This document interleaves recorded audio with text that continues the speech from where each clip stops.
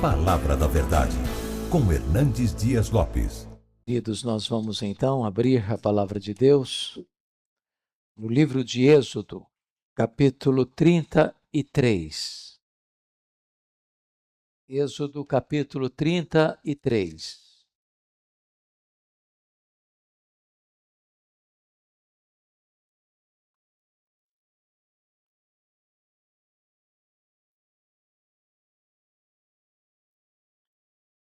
Lido o texto, peço que você permaneça com a sua Bíblia aberta nesta passagem. Disse o Senhor a Moisés: Vai e sobe daqui, tu e o povo que tiraste da terra do Egito, para a terra a respeito da qual jurei a Abraão, a Isaque e a Jacó, dizendo: A tua descendência a darei. Enviarei o anjo adiante de ti. Lançarei fora os cananeus, os amorreus, os heteus, os ferezeus, os heveus e os jebuseus. Sobe para uma terra que mana leite e mel. Eu não subirei no meio de ti, porque és povo de dura cerviz, para que te não consuma eu no caminho. Ouvindo o povo estas más notícias, se a prantear, e nenhum deles vestiu seus atavios. Porquanto o Senhor tinha dito a Moisés: Diz aos filhos de Israel: És povo de dura cerviz. Se por um momento eu subir no meio de ti, te consumirei. Tira, pois, de ti os atavios, para que eu saiba o que te hei de fazer. Então os filhos de Israel tiraram de si os seus atavios desde o monte Horebe em diante. Ora, Moisés costumava tomar a tenda e armá-la para si fora, bem longe do arraial. Ele chamava a tenda da congregação. Todo aquele que buscava o Senhor e saía à tenda da congregação, que estava fora do arraial. Quando Moisés saía para a tenda, fora, todo o povo se erguia, cada um em pé, à porta da sua tenda, e olhavam pelas costas até entrar ele na tenda. Uma vez dentro, Moisés da tenda, descia a coluna de nuvem e punha-se à porta da tenda, e o Senhor falava com Moisés. Todo o povo via a coluna de nuvem que se detinha à porta da tenda. Todo o povo se levantava e cada um, à porta da sua tenda, adorava o Senhor. Falava o Senhor a Moisés face a face, como qualquer fala a seu amigo. Então voltava Moisés para o arraial, porém o moço Josué, seu servidor, filho de Num, não se apartava da tenda. Disse Moisés ao Senhor: Tu me dizes, faze subir este povo, porém não me deste saber a quem hás de enviar comigo. Contudo disseste: Conheço-te pelo teu nome, também achaste graça aos meus olhos. Agora, pois, se achei graça aos teus olhos, rogo-te que me faça saber neste momento o teu caminho, para que eu te conheça e ache graça aos teus olhos, e considera que esta nação é teu povo. Respondeu-lhe: A minha presença irá contigo, e eu te darei descanso. Então lhe disse Moisés: Se a tua presença não vai comigo, não nos faça subir deste lugar. Pois como se há de saber que achamos graça aos teus olhos, eu e o teu povo? Não é porventura que em andares conosco, de maneira que somos separados, eu e o teu povo, de todos os povos da terra? Disse o Senhor a Moisés: Farei também isto que disseste, porque achaste graça aos meus olhos, e eu te conheço pelo teu nome. Então ele disse: Rogo-te que me mostres a tua glória. Respondeu-lhe: Farei passar toda a minha bondade diante de ti, e te proclamarei o nome do Senhor. Terei misericórdia de quem eu tiver misericórdia, me compadecerei de quem eu me compadecer. E acrescentou: Não me poderás ver a face, porquanto homem nenhum verá a minha face e viverá. Disse mais o Senhor: Eis aqui um lugar junto a mim, estarás sobre a penha. Quando passar a minha glória, eu te porei numa fenda da penha, e com a mão te cobrirei, até que eu tenha passado. Depois, em tirando eu a mão, tu me verás pelas costas, mas a minha face não se verá. Irmãos, eu gostaria de tratar com vocês sobre o tema a presença manifesta de Deus, a maior necessidade da igreja. Eu diria para os meus irmãos que o tema, o assunto desta noite, é o tema mais solene que nós poderíamos tratar num culto público. Nenhum outro assunto é mais relevante do que este. Nenhum outro tema deveria inflamar e aquecer mais o nosso coração do que este.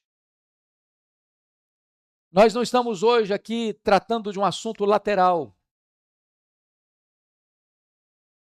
secundário. Mas hoje quero tratar com vocês daquilo que é essência, que é o núcleo, que é a coisa mais importante. É a presença manifesta de Deus no meio da sua igreja.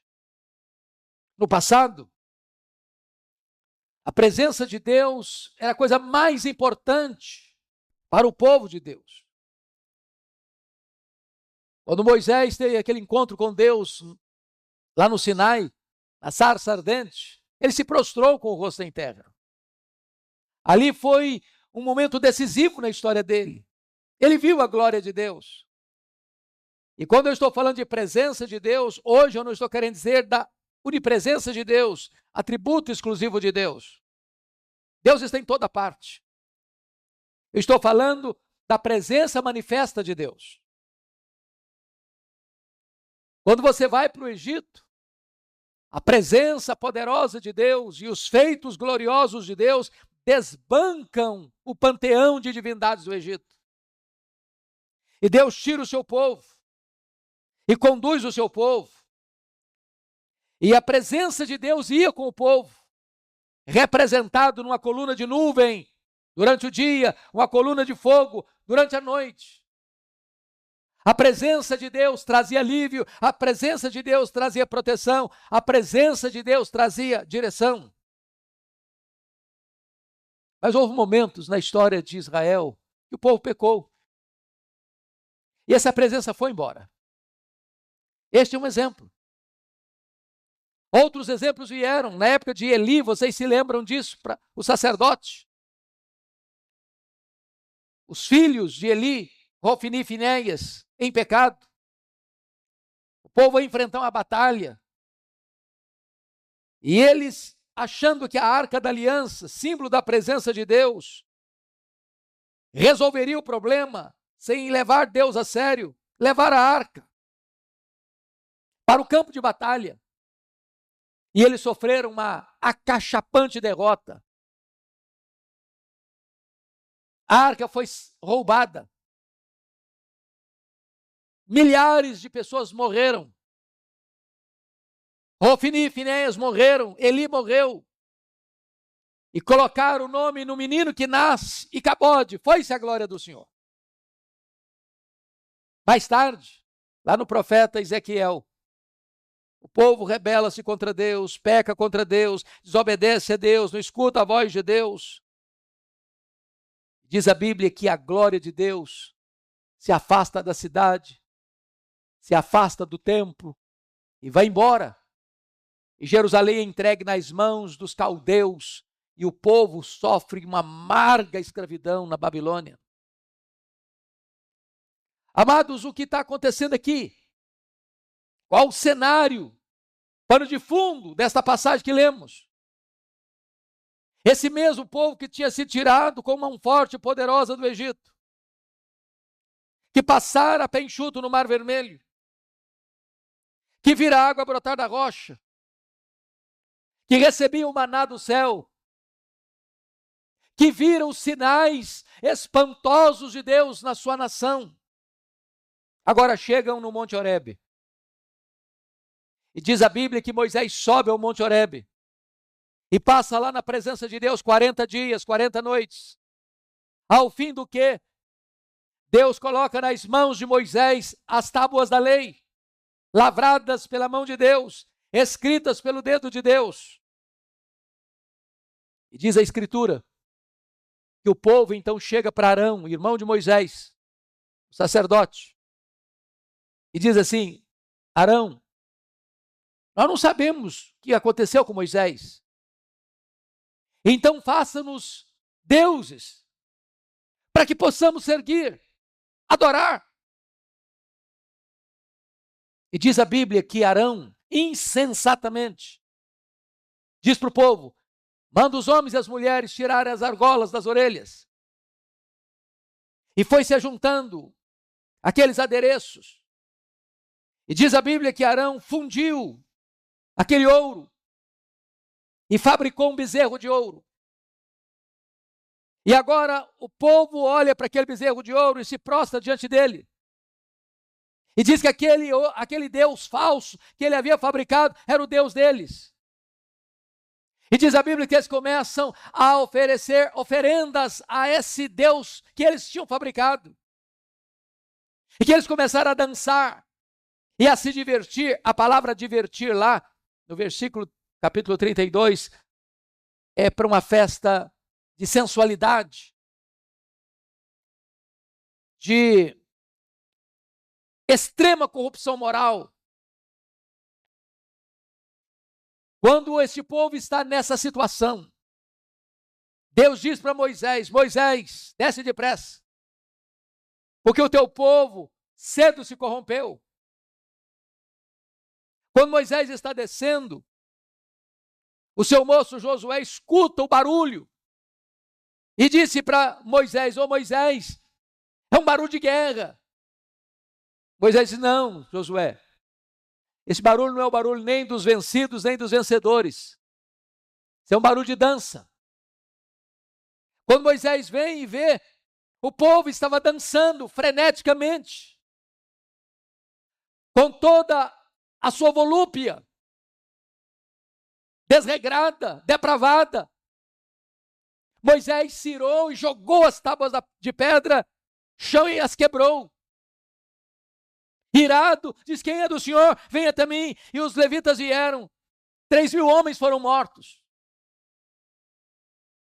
E diz a Escritura, no texto paralelo de Deuteronômio capítulo 9, que Moisés se coloca na brecha para interceder pelo povo, confrontando o seu irmão Arão. Arão, o que é isso? O que você fez? E Arão insensatamente diz: não, eles me deram esse ouro, eu joguei no fogo e saiu esse bezerro. Mentira! Não foi bem assim. Foi intencional, foi proposital. Deuteronômio 9 diz que Moisés fica 40 dias e 40 noites na presença de Deus, orando pelo povo.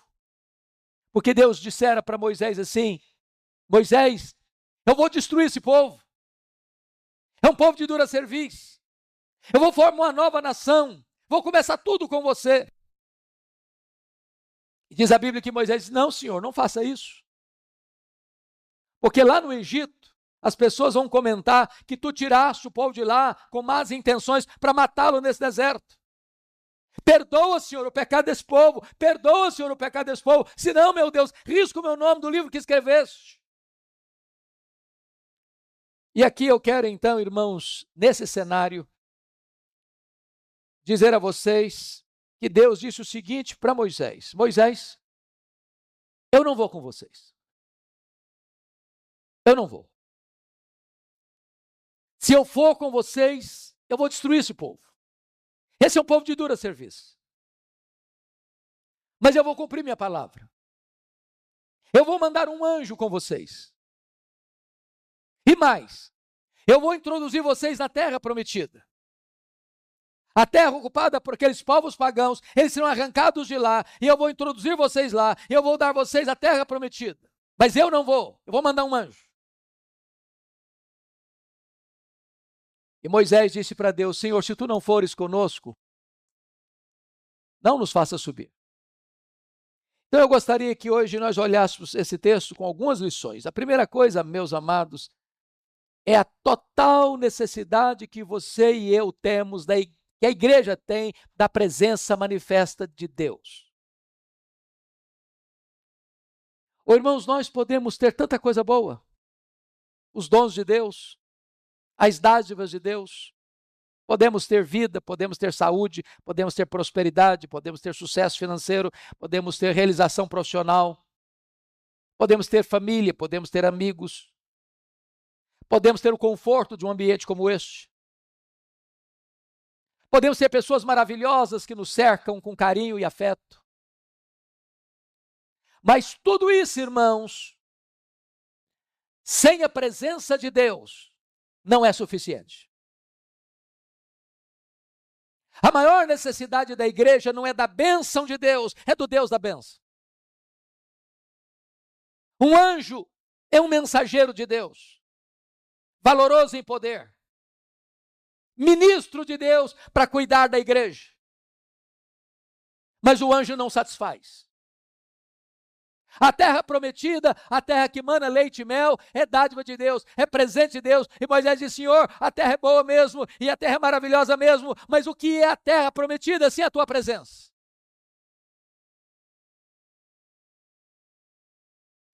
Gostaria que você pudesse perceber uma coisa no texto. O pecado afasta a presença de Deus do meio do seu povo. Confira comigo, por gentileza, capítulo 32.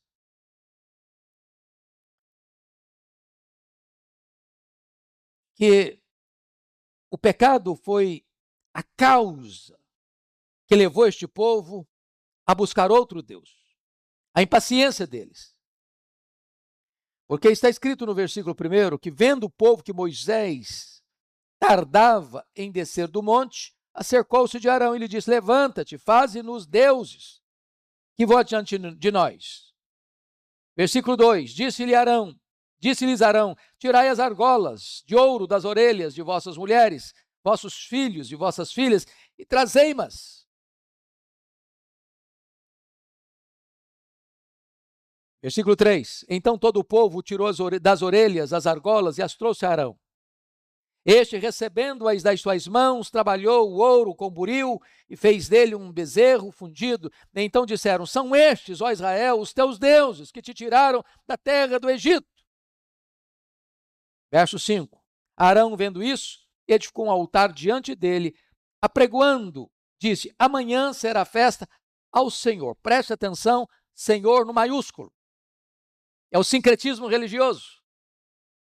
É a mistura do profano com o sagrado. É a corrupção do culto divino. É misturar idolatria com adoração. Versículo 5. Amanhã, Arão, vendo isso, edificou um altar diante dele e apregoando, disse: amanhã será festa ao Senhor. No dia seguinte, madrugaram, ofereceram holocaustos, trouxeram ofertas pacíficas, coisa que se fazia só para Deus. E o povo assentou-se para comer e beber e levantou-se para divertir-se.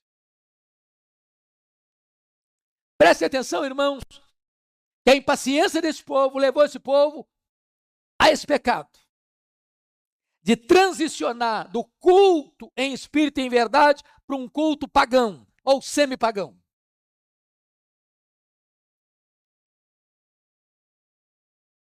E agora você vai notar no verso 25 do capítulo 32, vendo Moisés que o povo estava desenfreado. O pecado vai levando o homem aos excessos. Um abismo chama outro abismo. Verso 22. Está escrito: tu sabes que o povo é propenso para o mal.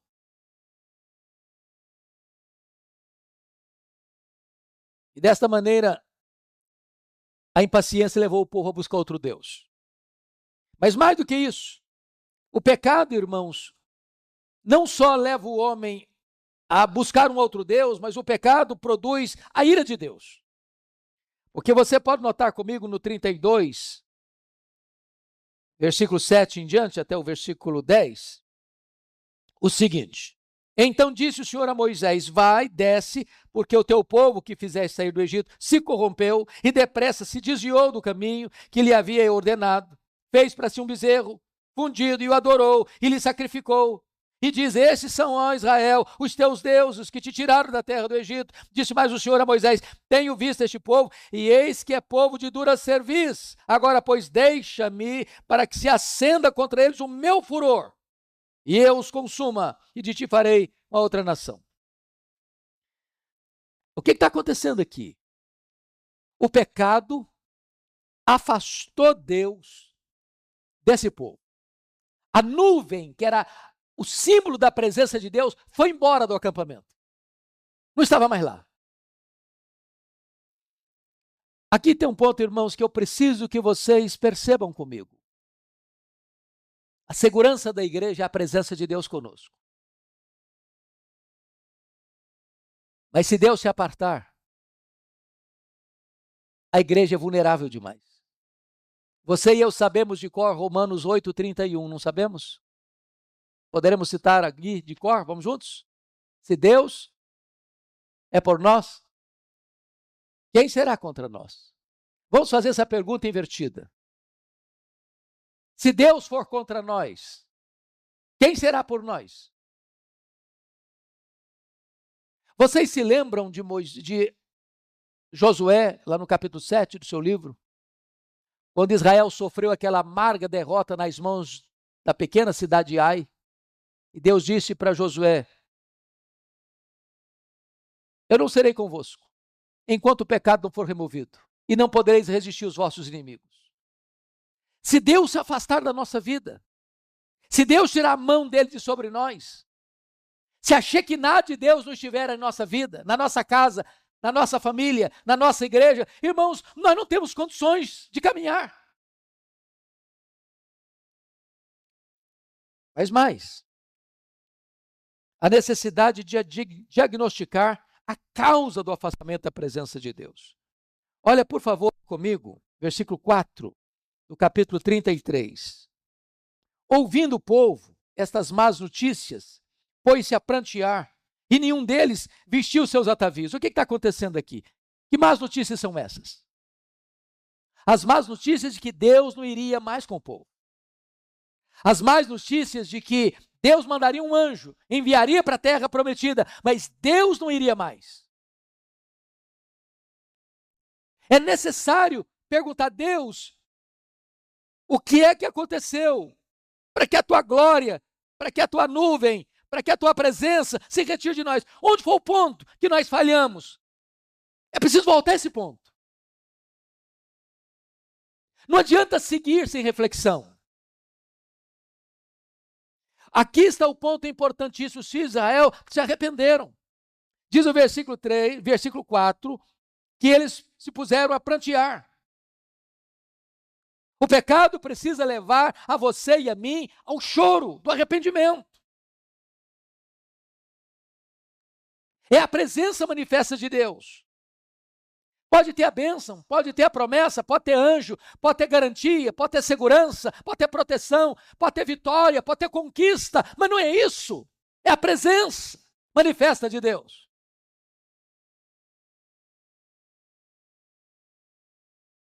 Segundo lugar, precisamos ter consciência que por causa do pecado é que Deus está se retirando do meio do povo.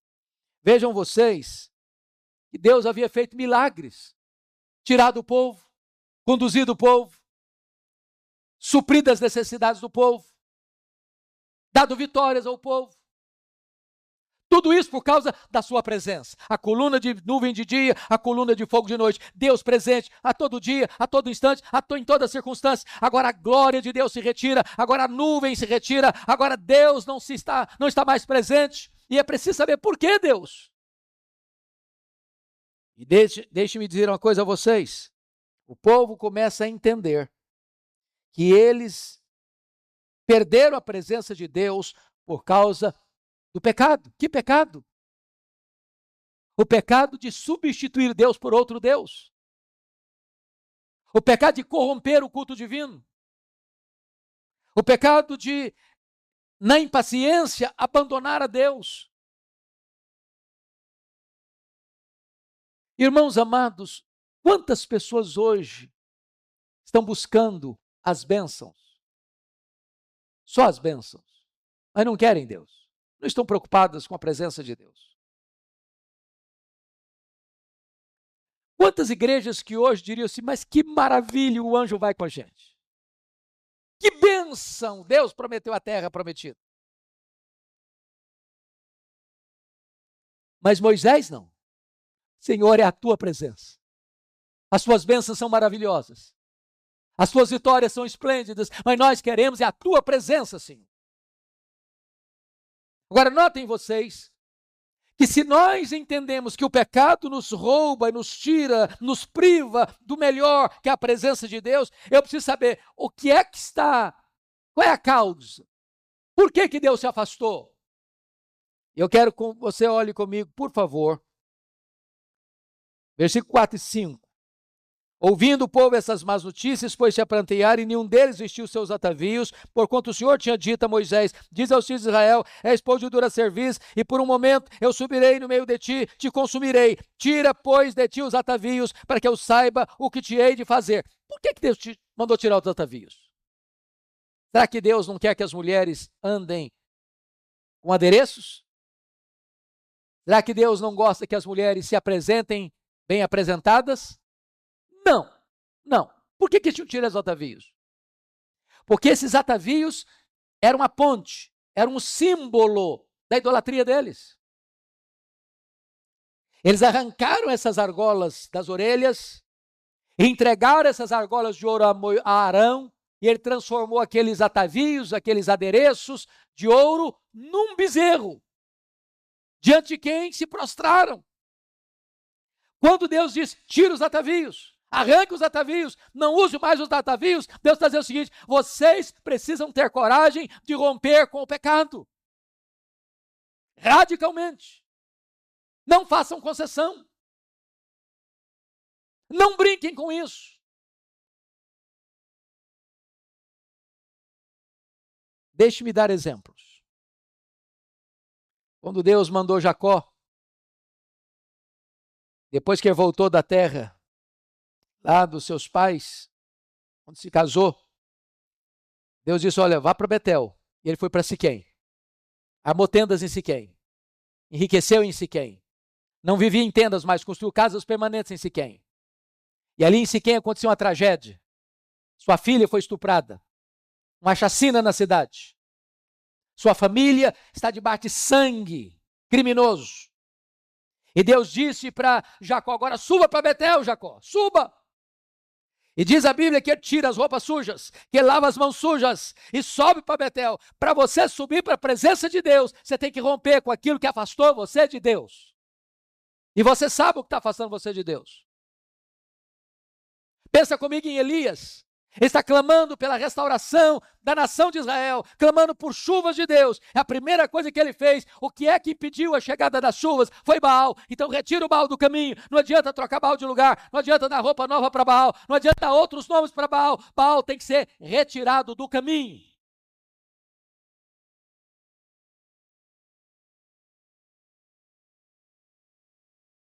Deixe-me contar uma ilustração a vocês. Alguns aqui mais antigos já ouviram. Talvez ouviram, não me lembro.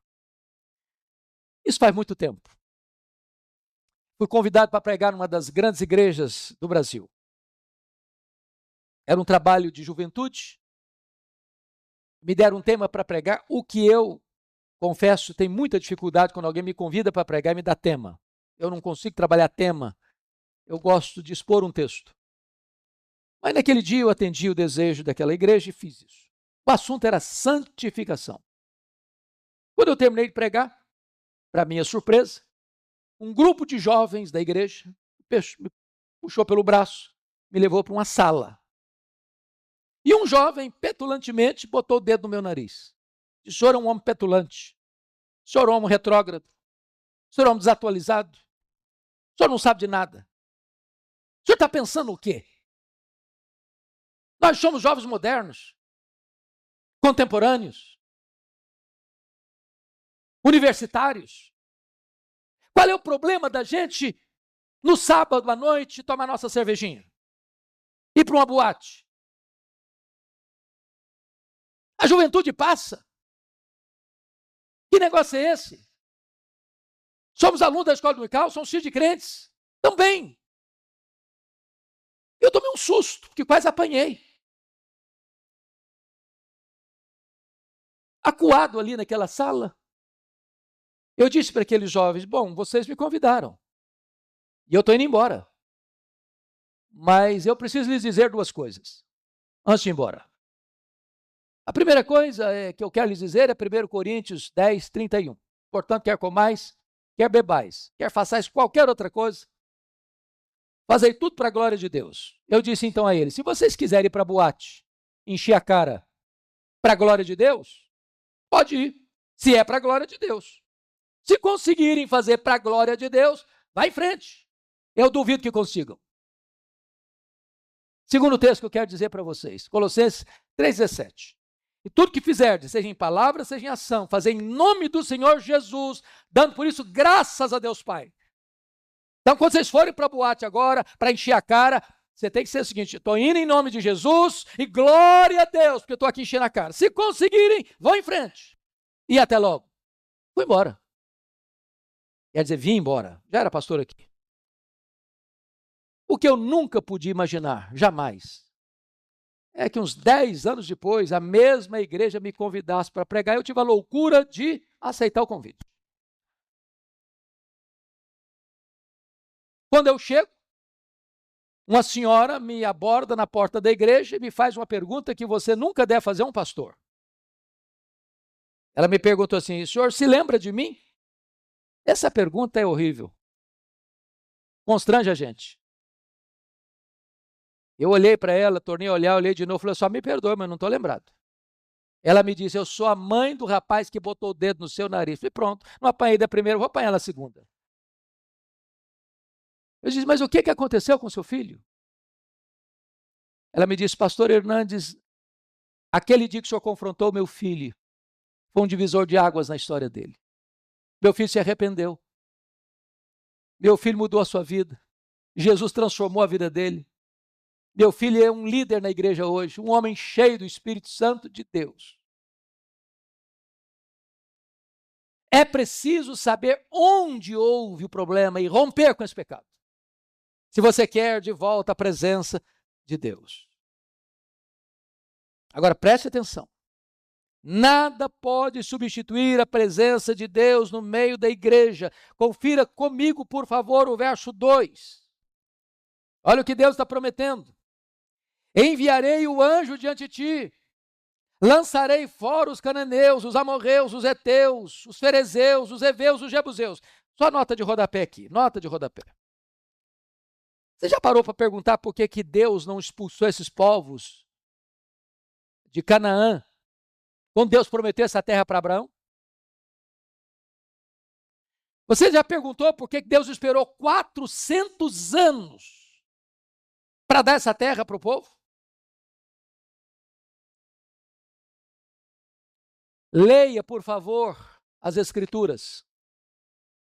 Você vai notar em Gênesis 15 que Deus estava esperando que a medida da iniquidade desses povos que habitavam aquela terra transbordasse. Chegou um momento em que esse povo foi pecando contra Deus, pecando contra Deus, pecando contra Deus, pecando contra Deus, pecando contra Deus, que o cálice transbordou. Deus está prometendo duas coisas. Vá, Moisés, o meu anjo virá. O meu anjo irá. Eu enviarei o anjo diante de ti. E eu darei vitória. Mas quanto de poder tem um anjo? A Bíblia diz que um anjo só, quando Jerusalém foi cercada pelos assírios, um anjo só matou 185 mil soldados. Significa, tem proteção e tem vitória. Mas Moisés disse, não, Senhor. Nós não queremos nem só proteção, nem só vitória. Nós queremos a tua presença. É a tua presença. Agora, como buscar de volta essa presença de Deus? Por favor, preste atenção nisso. Olha comigo, versículo 7, 33, 7. Ora, Moisés costumava tomar a tenda e armá-la para si fora, bem longe do arraial. Ele chamava a tenda da congregação. Todo aquele que buscava o Senhor saía à tenda da congregação que estava fora do arraial. Primeira coisa, irmãos, se a igreja constata que a presença manifesta de Deus não está aqui, é preciso fazer alguma coisa. Porque às vezes nós fazemos declarações, Deus está aqui. E a pessoa olha e diz, cadê? Como? Estou vendo nada. Irmãos, quando Deus está presente, com a sua presença manifesta, isso é notório. Como Jacó acorda lá em Betel, quão tremendo este lugar, é a casa de Deus, é a porta do céu. Quando a presença de Deus manifesta, está na igreja, a pessoa entra por aquelas portas, ele é tomado por um sentimento de reverência, de quebrantamento. Não basta você vir à igreja, não basta você estar aqui, não basta você orar, cantar, ouvir um sermão, nós precisamos da presença de Deus. E o que se faz? Primeiramente, irmãos, a liderança da igreja precisa sentir um fardo, e se retirar para orar. Diz a Bíblia que Moisés vai armar uma tenda lá fora, bem longe do acampamento, corrompido. Para quê? Para buscar a Deus. Para buscar a Deus. E sabe quantos dias ele esteve ali na presença de Deus, pelo povo? Ó Senhor, perdoa o povo. Ó Senhor, volta com a tua presença. Ó Senhor, volta com a tua presença. Ó Senhor, volta com a tua presença. Ó Senhor, não desiste de nós. 40 dias, 40 noites. Está lá em Deuteronômio capítulo 9. Leia a história dos avivamentos. E vocês verão que sempre que houve uma aridez na igreja, uma secura na igreja, tem prosperidade, tem vitória, tem bênção, tem cuidado de Deus, tem, mas a presença de Deus não é sentida mais. Alguém pagou um preço. Alguém sentiu um fardo. Foi assim com John Knox na Escócia. Foi assim com Evan Roberts no país de Gales. Foi assim com o Clube Santo na Inglaterra. Foi assim com Jonathan Goforth na China. Foi assim com Robert McCain no século XIX na Escócia. Sempre que a liderança percebe isso, ela se retira para buscar a Deus em oração. Mas mais, olha comigo, não basta apenas deixar o pecado. É preciso ansiar ardentemente pela presença de Deus. Veja comigo versos 7 e 8. Já lemos o 7, vamos ler o 8. Quando Moisés saía para a tenda fora, todo o povo se erguia, cada um em pé, à porta da sua tenda, e olhava pelas costas até Moisés entrar na tenda. O que está escrito isso? O povo seguirá a sua liderança. Quem abriu o caminho foi Moisés. Não foi todo o povo. Não se espera unanimidade. Mas quando o povo viu Moisés armando a tenda, fora do arraial, como costumava fazer, outras pessoas foram também para a tenda, para buscar a Deus, para orar a Deus. Oh, irmãos amados, nós precisamos desesperadamente da presença manifesta de Deus.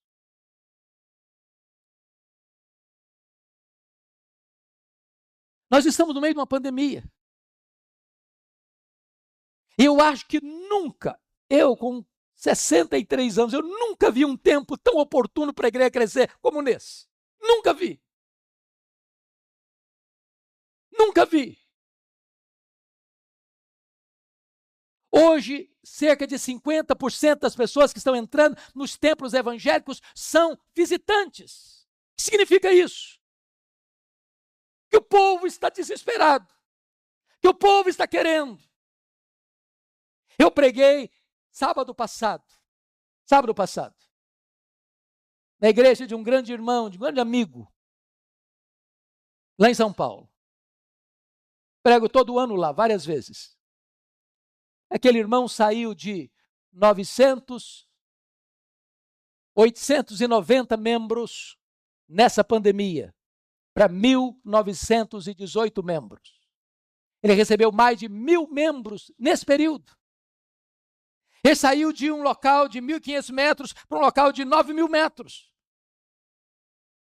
Ele entendeu que esse período não é período para ficar desanimado, para ficar acuado, para ficar com medo, para ficar acovardado, para parar e cruzar os braços. É hora em que o povo está desesperado, que o povo está querendo, que o povo está necessitado de dizer agora, convocamos a igreja, vamos trabalhar, vamos agir, vamos ligar, vamos usar as redes sociais, vamos nos reunir com as pessoas desesperadas. E a igreja foi crescendo e crescendo e crescendo e crescendo. Oh, amados irmãos, nós precisamos da presença manifesta de Deus. Que Deus nos desperte para orar. Que Deus abra os nossos olhos para as oportunidades que estão diante de nós. Leia a história. Os tempos mais críticos foram os tempos de avivamento da igreja.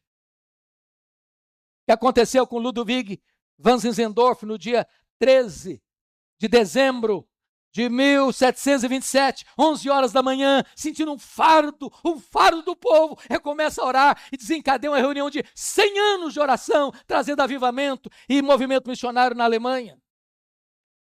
Leia a história do avivamento que trouxe o nosso missionário para o Brasil, Ashbel Green Simonton. Como esse avivamento começa em Nova York.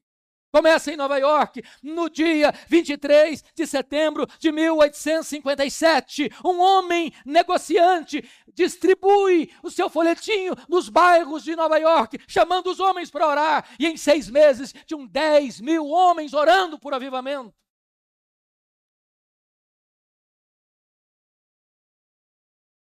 Como é que Moisés orava? Primeiramente, veja comigo, ele orava continuamente, no verso 7 está escrito isso. Ora, Moisés costumava. Sabe o que significa costumava? Orava hoje, orava amanhã, orava depois de amanhã. Continuamente. Como é que ele orava? Ele orava desejando a intimidade com Deus. É Deus. Senhor, não é, me dá prosperidade, me dá emprego, me dá saúde, me dá isso, me dá aquilo, outro, me dá mais aquilo, me dá mais aquilo outro, me dá mais aquilo outro. Não, não, não, não, não. Senhor, é a tua presença, é a tua presença, é a tua presença, é a tua presença, que quando Deus vem, o pacote todo vem no lado. Tudo vem a reboque. O que é que ele pede? Ele pede a intimidade com Deus. Ele pede para Deus restabelecer a honra da igreja. Versículo 13. Eu acho isso belíssimo. Porque Deus havia dito para ele, olha, desce depressa porque o teu povo se corrompeu. Aí Moisés diz no verso 13, parte final, e considera que esta nação é teu povo. Esse povo não é meu, não. Esse povo é teu povo. É a tua glória, é a tua honra. É a tua reputação, Senhor. Agora, nota uma coisa interessante. Veja comigo o versículo 11. 33, 11. Falava o Senhor a Moisés face a face, como qualquer fala a seu amigo. Então voltava Moisés para o arraial. Porém, o moço Josué, seu servidor, filho de Nun, não se apartava da tenda. O que significa isso? Moisés ia para a tenda orar, e orava, costumeiramente. Mas havia um momento que Moisés tinha que voltar para o povo, para tratar dos negócios do povo, para resolver os problemas do povo. Mas Moisés diz, fica aí Josué, não se afaste daí não Josué, pode ter mais de Deus, pode ter mais de Deus, pode ter mais de Deus, e nós queremos tudo quanto Deus tem para nós, Josué. Deus tem mais para nós, irmãos.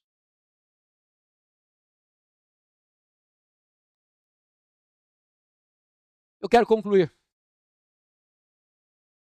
dizendo a você que valeu a pena, porque está escrito no verso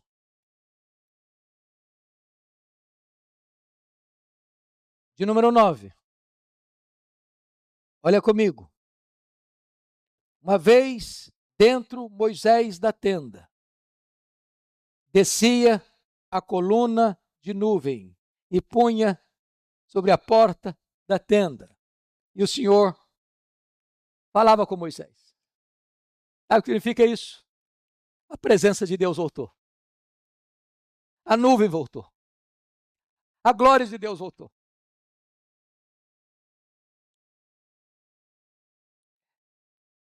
Essa é a necessidade desta igreja, irmão. É que a nuvem da presença de Deus venha sobre nós. É que a presença manifesta de Deus nos cubra. E o que é que isso vai acontecer? Confira comigo o versículo 10. Quando a presença de Deus volta, todo o povo via a coluna de nuvem e se detinha à porta da tenda. Todo o povo se levantava, cada um à porta da sua tenda, e adorava o Senhor. Sabe o que significa isso? Quando a presença de Deus vem no meio do seu povo, lá na família, lá no lar, lá na sua casa, a adoração é verdadeira. Você adora a Deus lá. Sua casa se transforma num altar de adoração a Deus. Eu quero dizer para você que a oração é o instrumento que Deus usa para mudar as coisas. Porque se você notar comigo, por gentileza, versículo 2, Deus disse, eu enviarei um anjo. E Deus diz no verso 3, eu não subirei no meio de ti. Mas veja a resposta da oração no verso 14. Respondeu-lhe, a minha presença irá contigo e eu te darei descanso. Quando o povo de Deus ora, Deus reverte a situação. Deus muda a situação.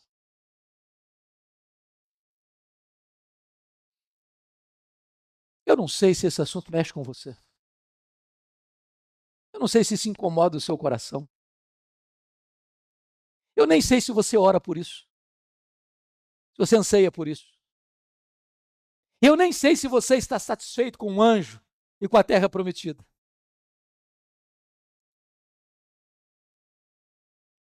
Mas a minha oração nesta noite é que Deus levante aqui homens e mulheres que sintam esse fardo. Deus, nós queremos a tua presença. Nós precisamos da tua presença.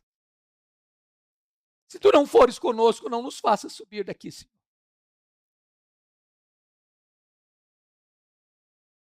Bendito seja Deus, porque o Verbo se fez carne e habitou entre nós, e vimos a sua glória, glória como do unigênito do Pai. A glória de Deus está em Cristo, e nós queremos que Ele reine em nós e sobre nós. Nós queremos ver Jesus, a glória manifesta de Deus nesta casa, para que os corações se derretam, se arrependam, experimentem a presença gloriosa de Deus. E as pessoas, ao passarem por esta avenida movimentada, possam olhar e ver que tem um povo entrando na tenda para contemplar a presença de Deus.